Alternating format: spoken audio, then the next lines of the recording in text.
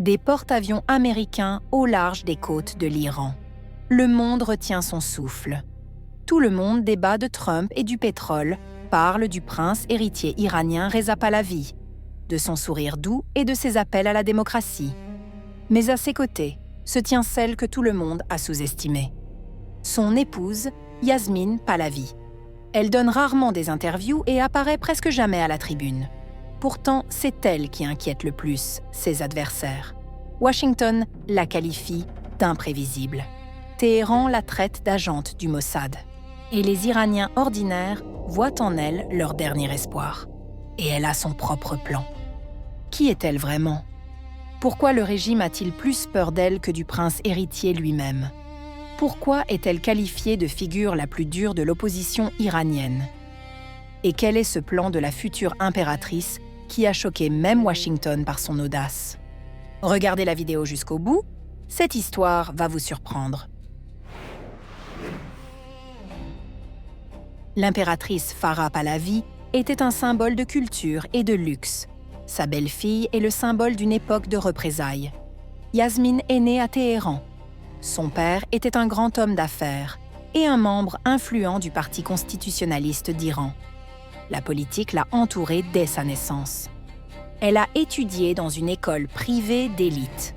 Mais lorsqu'elle avait 10 ans, sa vie ordinaire s'est effondrée.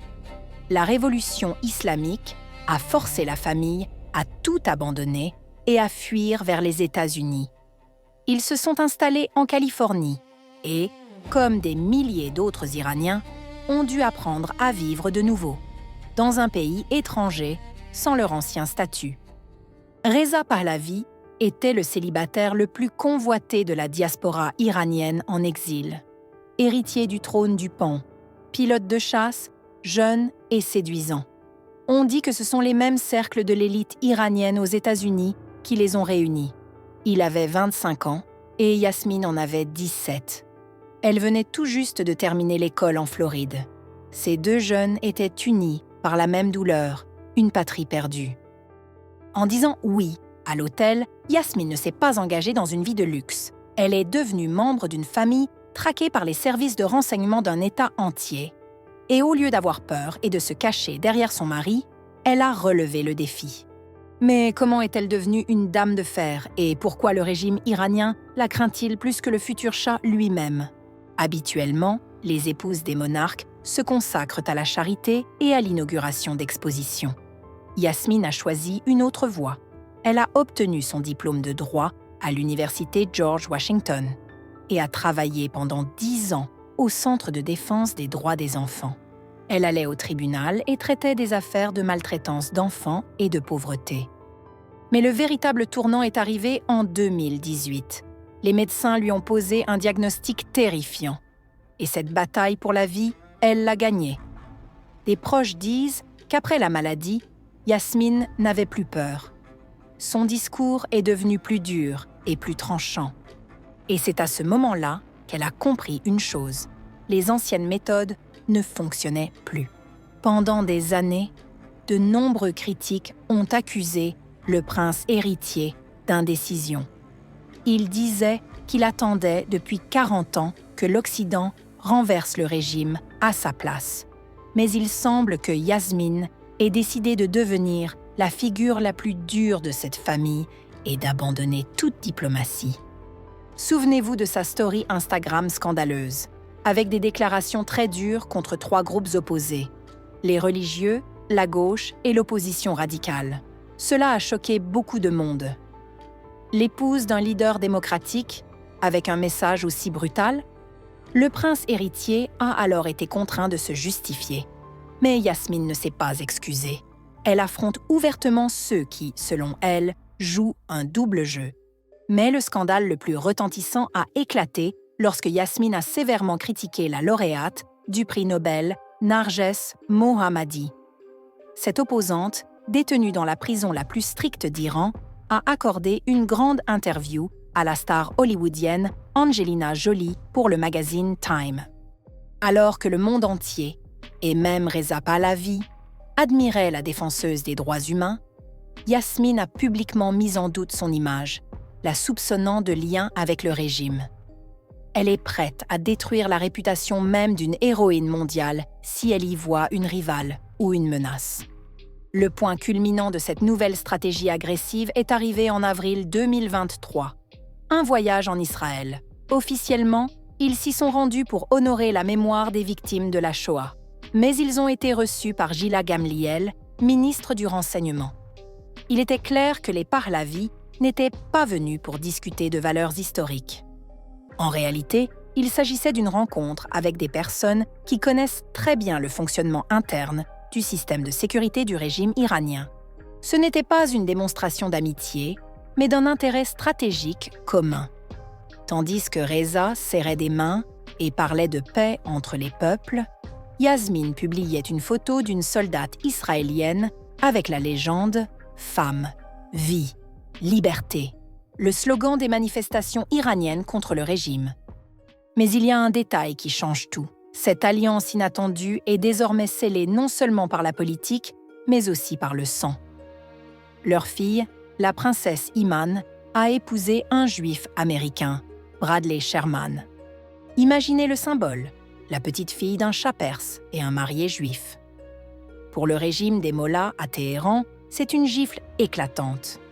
Pour l'Occident, c'est un signal clair. Les ponts entre les Perses et Israël se construisent désormais au niveau de la famille.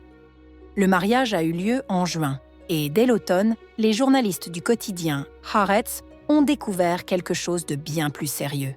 Il s'agit d'un plan qui a choqué même Washington. Pendant que les États-Unis déploient des porte-avions au large des côtes iraniennes, mais hésitent à porter le premier coup, un tout autre scénario est discuté en coulisses. Une version dans laquelle Israël est considéré comme un facteur externe capable d'exercer une pression ferme sur des éléments clés du système de sécurité du régime.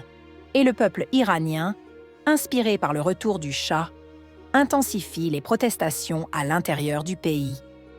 Au sein de la maison Pahlavi, on comprend une chose. L'opposition n'a pas d'armes et les manifestations pacifiques sont violemment réprimées. Ils ont besoin d'alliés prêts à agir plus fermement. Et si le prix de la liberté est une alliance stratégique avec Israël, ils sont prêts à franchir ce pas, même si la Maison-Blanche s'y oppose. De plus, le régime craint Yasmine Pahlavi à un tel point qu'une véritable armée de hackers travaille contre elle.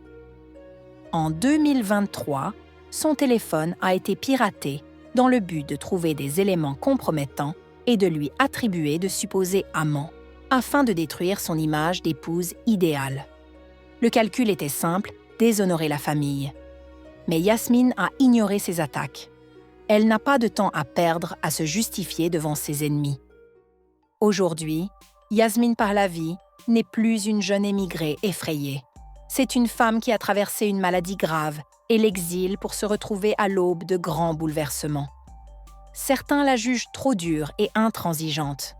D'autres la voient comme le seul espoir de l'Iran.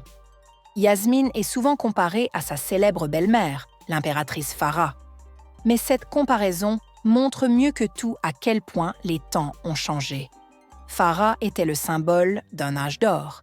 Elle inaugurait des musées, fréquentait des artistes et incarnait la compassion. Elle était la mère de la nation. Mais, dans les rues où des femmes sont arrêtées pour avoir enfreint des règles vestimentaires strictes, la compassion ne fonctionne plus. Les Iraniennes n'ont pas besoin d'une mère qui compatit. Elles ont besoin d'une guerrière qui les protège. C'est ce rôle qu'a pris Yasmine. Farah est un beau passé. Yasmine est l'unique espoir pour l'avenir. Mais le principal débat autour de la famille Pahlavi aujourd'hui ne porte même pas sur les méthodes, mais sur le réalisme de leurs objectifs. Les sceptiques le disent clairement, leur temps est révolu.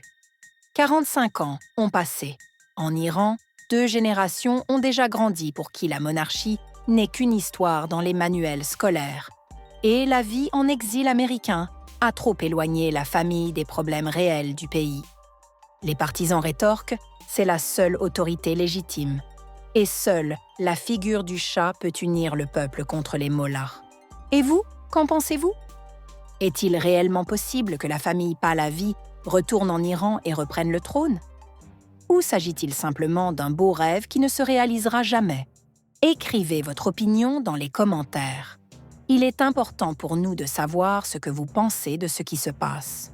Mettez un like si la vidéo vous a plu et à très bientôt.